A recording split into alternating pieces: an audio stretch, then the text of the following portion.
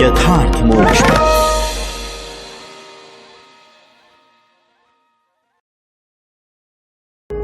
यथार्थ मोक्ष प्रस्तुत कर रहा है अतुल्य संपूर्ण महाभारत। श्री महाभारतम संभव पर्व में 133वां अध्याय, राजकुमारों का रंगभूमि में अस्त्र कौशल दिखाना।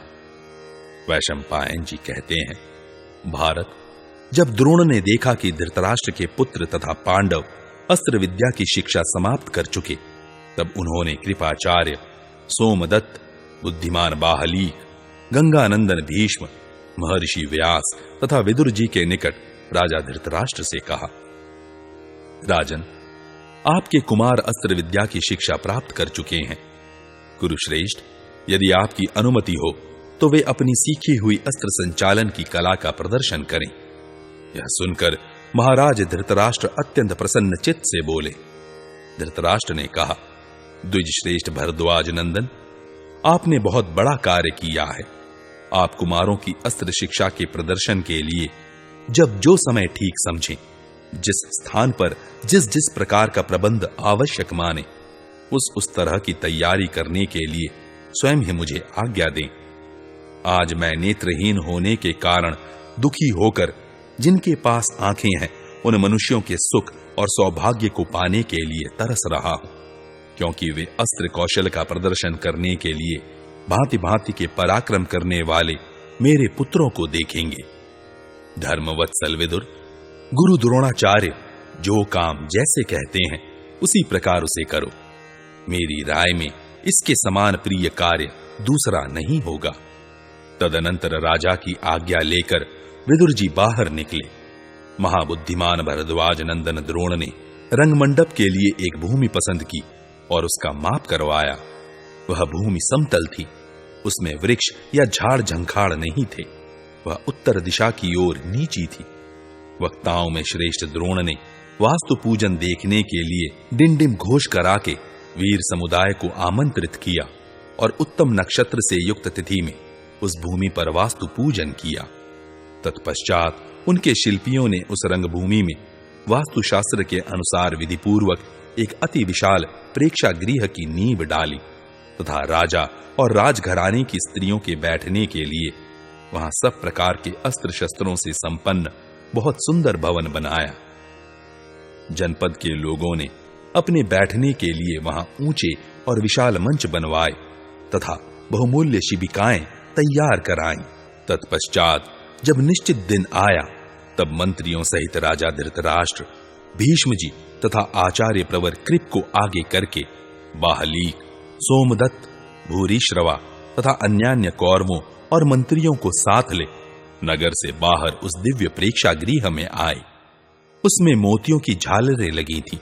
वैदूर्य मणियों से उस भवन को सजाया गया था तथा उसकी दीवारों में स्वर्णखंड मढ़े गए थे। विजयी वीरों में श्रेष्ठ जन्मेजय, परम सौभाग्यशालिनी गांधारी, कुंती तथा राजभवन की सभी स्त्रियां वस्त्राभूषणों से सज धज कर दास दासियों और आवश्यक सामग्रियों के साथ उस भवन में आईं तथा जैसे देवांगनाएं मेरु पर्वत पर चढ़ती हैं, उसी प्रकार वे हर्षपूर्वक मंचों पर चढ़ गईं। ब्राह्मण, क्षत्रिय आदि चारों वर्णों के लोग कुमारों का अस्त्र कौशल देखने की इच्छा से तुरंत नगर से निकलकर आ गए। क्षण भर में वहां विशाल जन समुदाय एकत्र हो गया। अनेक प्रकार के बाजों के बजने से तथा मनुष्यों के बढ़ते हुए कौतूहल से वह जन समूह उस समय क्षुब्ध महासागर के समान जान पड़ता था। तदनंतर श्वेत वस्त्र और श्वेत यज्ञोपवीत धारण किए आचार्य द्रोण ने अपने पुत्र अश्वत्थामा के साथ रंगभूमि में प्रवेश किया। मानो मेघ रहित आकाश में चंद्रमा ने मंगल के साथ पदार्पण किया हो। आचार्य के सिर और दाढ़ी मूंछ के बाल सफेद हो गए थे। वे श्वेत पुष्पों की माला और श्वेत चंदन से सुशोभित हो रहे थे। बलवानों में श्रेष्ठ द्रोण ने यथा समय देव पूजा की और श्रेष्ठ मंत्रवेत्ता ब्राह्मणों से मंगल पाठ करवाया। उस समय राजा धृतराष्ट्र ने सुवर्ण, मणि, रत्न तथा नाना प्रकार के वस्त्र आचार्य द्रोण और कृप को दक्षिणा रूप में दिए। फिर सुखमय पुण्याहवाचन तथा दान होम आदि पुण्य कर्मों के अनंतर नाना प्रकार की शस्त्र सामग्री लेकर बहुत से मनुष्यों ने उस रंग मंडप में प्रवेश किया। उसके बाद भरतवंशियों में श्रेष्ठ वे वीर राजकुमार बड़े बड़े रथों के साथ दस्ताने पहने, कमर कसे, पीठ पर तुनीर बांधे और धनुष लिए हुए उस रंग मंडप के भीतर आए। नरश्रेष्ठ युधिष्ठिर आदि उन राजकुमारों ने जेठे छोटे के कर्म से स्थित हो उस रंगभूमि के मध्य भाग में बैठे हुए आचार्य द्रोण को प्रणाम करके द्रोण और कृप दोनों आचार्यों की यथोचित पूजा की। फिर उनसे आशीर्वाद पाकर उन सब का मन प्रसन्न हो गया। तत्पश्चात पूजा के पुष्पों से आच्छादित अस्त्र शस्त्रों को प्रणाम करके कौरवों ने रक्त चंदन और फूलों द्वारा पुनः स्वयं उनका पूजन किया। वे सब के सब लाल चंदन से चर्चित तथा लाल रंग की मालाओं से विभूषित थे। सबके रथों पर लाल रंग की पताकाएं थी। सभी के नेत्रों के कोने लाल रंग के थे। तदनंतर तपाए हुए सुवर्ण के आभूषणों से विभूषित एवं शत्रुओं को संताप देने वाले कौरव राजकुमारों ने आचार्य द्रोण की आज्ञा पाकर पहले अपने अस्त्र एवं धनुष लेकर डोरी चढ़ाई और उस पर भांति भांति की आकृति के बाणों का संधान करके प्रत्यंचा का टंकार करते और ताल ठोकते हुए समस्त प्राणियों का आदर किया। तत्पश्चात वे महापराक्रमी राजकुमार वहां परम अद्भुत अस्त्र कौशल प्रकट करने लगे। कितने ही मनुष्य बाण लग जाने के डर से अपना मस्तक झुका देते थे। दूसरे लोग अत्यंत विस्मित होकर बिना किसी भय के सब कुछ देखते थे। वे राजकुमार घोड़ों पर सवार हो अपने नाम के अक्षरों से सुशोभित और बड़ी फुर्ती के साथ छोड़े हुए नाना प्रकार के बाणों द्वारा शीघ्रता पूर्वक लक्ष्य वेद करने लगे। धनुष बाण लिए हुए राजकुमारों के उस समुदाय को गंधर्व नगर के समान अद्भुत देख वहां समस्त दर्शक आश्चर्यचकित हो गए। जन्मेजय सैकड़ों और हजारों की संख्या में एक एक जगह बैठे हुए लोग आश्चर्यचकित नेत्रों से देखते हुए सहसा साधु साधु कहकर कोलाहल मचा देते थे। उन महाबली राजकुमारों ने पहले धनुष बाण के पैंतरे दिखाए, तदनंतर रथ संचालन के विविध मार्गों का अवलोकन कराया, फिर कुश्ती लड़ने तथा हाथी और घोड़े की पीठ पर बैठकर युद्ध करने की चातुरी का परिचय दिया। इसके बाद वे ढाल और तलवार लेकर एक दूसरे पर प्रहार करते हुए खड्ग चलाने के शास्त्रोक्त मार्ग का प्रदर्शन करने लगे। उन्होंने रथ, हाथी, घोड़े और भूमि इन सभी भूमियों पर यह युद्ध कौशल दिखाया। दर्शकों ने उन सब के ढाल तलवार के प्रयोगों को देखा। उस कला में उनकी फुर्ती, चतुरता, शोभा, स्थिरता और मुट्ठी की दृढ़ता का अवलोकन किया। तदनंतर सदा एक दूसरे को जीतने का उत्साह रखने वाले दुर्योधन और भीमसेन हाथ में गदा लिए रंगभूमि में उतरे। उस समय वे एक एक शिखर वाले दो पर्वतों की भांति शोभा पा रहे थे। वे दोनों महाबाहु कमर कसकर पुरुषार्थ दिखाने के लिए आमने सामने डटकर खड़े थे और गर्जना कर रहे थे, मानो दो मतवाले गजराज किसी हथिनी के लिए एक दूसरे से भिड़ना चाहते और चिंघाड़ते हों। वे दोनों महाबली योद्धा अपनी अपनी गदा को दाएं बाएं मंडलाकार घुमाते हुए दो मदोन्मत्त हाथियों की भांति मंडल के भीतर विचरने लगे। विदुर धृतराष्ट्र को और पांडव जननी कुंती गांधारी को उन राजकुमारों की सारी चेष्टाएं बताती जाती थी। इस प्रकार श्री महाभारत आदि पर्व के अंतर्गत संभव पर्व में अस्त्र कौशल दर्शन विषयक 133वां अध्याय पूरा हुआ। 134वां अध्याय भीमसेन दुर्योधन तथा अर्जुन के द्वारा अस्त्र कौशल का प्रदर्शन। वैशंपायन जी कहते हैं, जन्मेजय, जब कुरुराज दुर्योधन और बलवानों में श्रेष्ठ भीमसेन रंगभूमि में उतरकर गदा युद्ध कर रहे थे, उस समय दर्शक जनता उनके प्रति पक्षपात पूर्ण स्नेह करने के कारण मानो दो दलों में बंट गई। कुछ कहते, अहो, वीर कुरुराज जैसा अद्भुत पराक्रम दिखा रहे हैं। दूसरे बोल उठते, वाह, भीमसेन तो गजब का हाथ मारते हैं। इस तरह की बातें करने वाले लोगों की भारी आवाजें वहां सहसा सब ओर गूंजने लगी। फिर तो सारी रंगभूमि में क्षुब्ध महासागर के समान हलचल मच गई। यह देख बुद्धिमान द्रोणाचार्य ने अपने प्रिय पुत्र अश्वत्थामा से कहा। द्रोण बोले, वत्स, ये दोनों महापराक्रमी वीर अस्त्र विद्या में अत्यंत अभ्यस्त हैं। तुम इन दोनों को युद्ध से रोको, जिससे भीमसेन और दुर्योधन को लेकर रंगभूमि में सब ओर क्रोध न फैल जाए।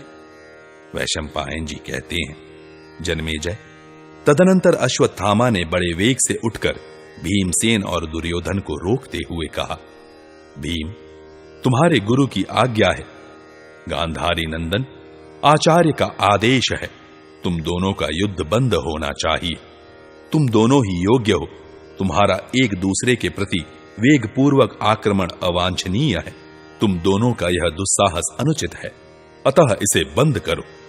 इस प्रकार कहकर प्रलयकालीन वायु से विक्षुब्ध उत्ताल तरंगों वाले दो समुद्रों की भांति गदा उठाए हुए दुर्योधन और भीमसेन को गुरुपुत्र अश्वत्थामा ने युद्ध से रोक दिया।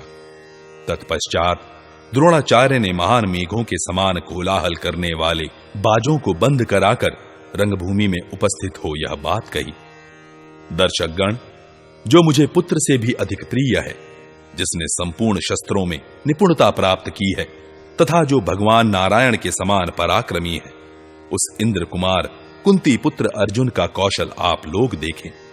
तदनंतर आचार्य के कहने से स्वस्ति वाचन कराकर तरुण वीर अर्जुन गोह के चमड़े के बने हुए हाथ के दस्ताने पहने बाणों से भरा तरकस लिए धनुष सहित रंगभूमि में दिखाई दिए।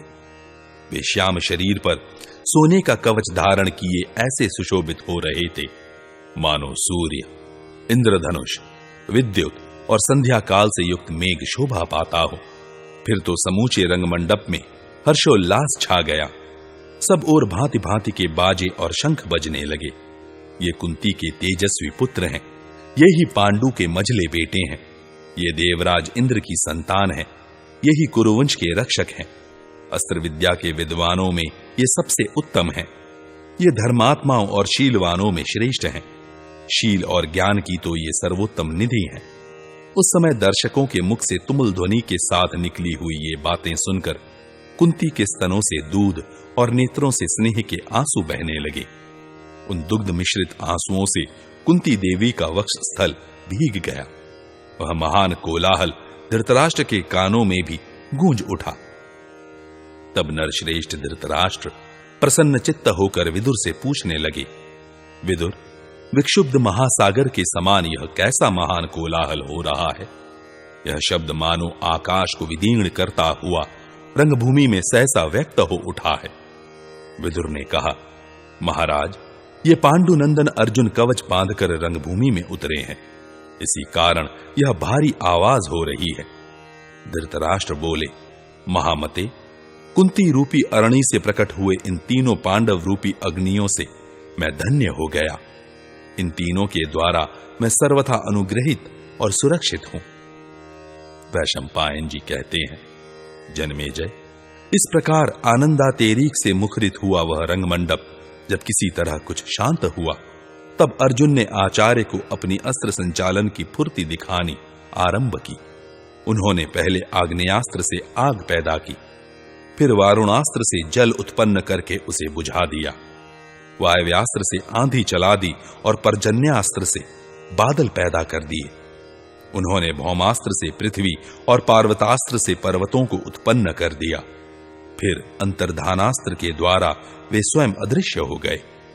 वे क्षण भर में बहुत लंबे हो जाते और क्षण भर में ही बहुत छोटे बन जाते थे। एक क्षण में रथ के धुरे पर खड़े हो जाते तो दूसरे क्षण रथ के बीच में दिखाई देते थे। फिर पलक मारते मारते पृथ्वी पर उतरकर अस्त्र कौशल दिखाने लगते थे। अपने गुरु के प्रिय शिष्य अर्जुन ने बड़ी फुर्ती और खूबसूरती के साथ सुकुमार, सूक्ष्म और भारी निशाने को भी बिना हिलाए डुलाए नाना प्रकार के बाणों द्वारा बींध दिया। रंगभूमि में लोहे का बना हुआ सुअर इस प्रकार रखा गया था कि वह सब ओर चक्कर लगा रहा था। उस घूमते हुए सुअर के मुख में अर्जुन ने एक ही साथ एक बाण की भांति 5 बाण मारे। वे पांचों बाण एक दूसरे से सटे हुए नहीं थे। एक जगह गाय का सींग एक रस्सी में लटकाया गया था जो हिल रहा था। महापराक्रमी अर्जुन ने उस सींग के छेद में लगातार 21 बाण गड़ा दिए। निष्पाप जन्मेजय, इस प्रकार उन्होंने बड़ा भारी अस्त्र कौशल दिखाया। खड्ग, धनुष और गदा आदि के भी शस्त्र कुशल अर्जुन ने अनेक पैंतरे और हाथ दिखलाए। भारत, इस प्रकार अस्त्र कौशल दिखाने का अधिकांश कार्य जब समाप्त हो चला, मनुष्यों का कोलाहल और बाजे गाजे का शब्द जब शांत होने लगा, उसी समय दरवाजे की ओर से किसी का अपनी भुजाओं पर ताल ठोकने का भारी शब्द सुनाई पड़ा, मानो वज्र आपस में टकरा रहे हों। वह शब्द किसी वीर के महात्म्य तथा बल का सूचक था। उसे सुनकर लोग कहने लगे, कहीं पहाड़ तो नहीं फट गए, पृथ्वी तो नहीं विदीर्ण हो गई, अथवा जल की धारा से परिपूर्ण घनीभूत बादलों की गंभीर गर्जना से आकाश मंडल तो नहीं गूंज रहा। राजन, उस रंगमंडप में बैठे हुए लोगों के मन में क्षण भर में ऐसा विचार आने लगा। उस समय सभी दर्शक दरवाजे की ओर मुंह घुमाकर देखने लगे। इधर कुंती कुमार पांचों भाइयों से घिरे हुए आचार्य द्रोण 5 तारों वाले हस्त नक्षत्र से संयुक्त चंद्रमा की भांति शोभा पा रहे थे। शत्रुहंता बलवान दुर्योधन भी उठकर खड़ा हो गया। अश्वत्थामा सहित उसके 100 भाइयों ने आकर उसे चारों ओर से घेर लिया। हाथों में आयुध उठाए खड़े हुए अपने भाइयों से घिरा हुआ गदाधारी दुर्योधन पूर्व काल में दानव संहार के समय देवताओं से घिरे देवराज इंद्र के समान शोभा पाने लगा। इस प्रकार श्री महाभारत आदि पर्व के अंतर्गत संभव पर्व में अस्त्र दर्शन विषयक 134वां अध्याय पूरा हुआ। 135वां अध्याय कर्ण का रंगभूमि में प्रवेश तथा राज्याभिषेक। वैशंपायन जी कहते हैं, जन्मेजय, आश्चर्य से आंखें फाड़ फाड़ कर देखते हुए द्वारपालों ने जब भीतर जाने का मार्ग दे दिया, तब शत्रुओं की राजधानी पर विजय पाने वाले कर्ण ने उस विशाल रंगमंडप में प्रवेश किया।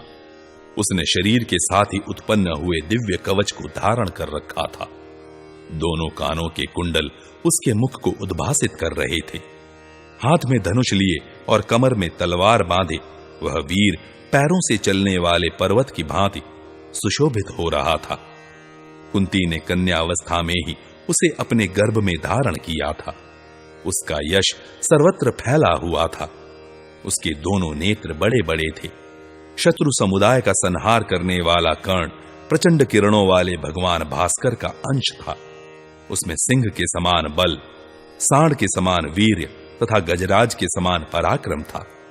वह दीप्ति से सूर्य, कांति से चंद्रमा तथा तेज रूपी गुण से अग्नि के समान जान पड़ता था। उसका शरीर बहुत ऊंचा था, अतः वह सुवर्णमय ताड़ के वृक्ष सा प्रतीत होता था। उसके अंगों की गठन सिंह जैसी जान पड़ती थी। उसमें असंख्य गुण थे। उसकी तरुण अवस्था थी। वह साक्षात भगवान सूर्य से उत्पन्न हुआ था, अतः दिव्य शोभा से संपन्न था। उस समय महाबाहु कर्ण ने रंगमंडप में सब ओर दृष्टि डालकर द्रोणाचार्य और कृपाचार्य को इस प्रकार प्रणाम किया, मानो उनके प्रति उसके मन में अधिक आदर का भाव न हो। रंगभूमि में जितने लोग थे वे सब निश्चल होकर एकटक दृष्टि से देखने लगे। यह कौन है, यह जानने के लिए उनका चित्त चंचल हो उठा। वे सब के सब उत्कंठित हो गए। इतने में ही वक्ताओं में श्रेष्ठ सूर्य पुत्र कर्ण, जो पांडवों का भाई लगता था, अपने अज्ञात भ्राता इंद्र कुमार अर्जुन से मेघ के समान गंभीर वाणी में बोला, कुंती नंदन, तुमने इन दर्शकों के समक्ष जो कार्य किया है, मैं उससे भी अधिक अद्भुत कर्म कर दिखाऊंगा। अतः तुम अपने पराक्रम पर गर्व न करो। वक्ताओं में श्रेष्ठ जन्मेजय, कर्ण की बात अभी पूरी ही न हो पाई थी कि सब ओर के मनुष्य तुरंत उठकर खड़े हो गए, मानो उन्हें किसी यंत्र से एक साथ उठा दिया गया हो। नरश्रेष्ठ, उस समय दुर्योधन के मन में बड़ी प्रसन्नता हुई और अर्जुन के चित्त में क्षण भर में लज्जा और क्रोध का संचार हो आया। तब सदा युद्ध से ही प्रेम करने वाले महाबली कर्ण ने द्रोणाचार्य की आज्ञा लेकर अर्जुन ने वहां जो जो अस्त्र कौशल प्रकट किया था वह सब कर दिखाया। भारत, तदनंतर भाइयों सहित दुर्योधन ने वहां बड़ी प्रसन्नता के साथ कर्ण को हृदय से लगाकर कहा। दुर्योधन बोला, महाबाहु, तुम्हारा स्वागत है। मानद, तुम यहां पधारे, यह हमारे लिए बड़े सौभाग्य की बात है। मैं तथा कौरवों का यह राज्य सब तुम्हारे हैं, तुम इनका यथेष्ट उपभोग करो। कर्ण ने कहा, प्रभु, आपने जो कुछ कहा है वह सब पूरा कर दिया, ऐसा मेरा विश्वास है। मैं आपके साथ मित्रता चाहता हूं और अर्जुन के साथ मेरी द्वंद्व युद्ध करने की इच्छा है। दुर्योधन बोला, शत्रुदमन, तुम मेरे साथ उत्तम भोग भोगो, अपने भाई बंधुओं का प्रिय करो और समस्त शत्रुओं के मस्तक पर पैर रखो।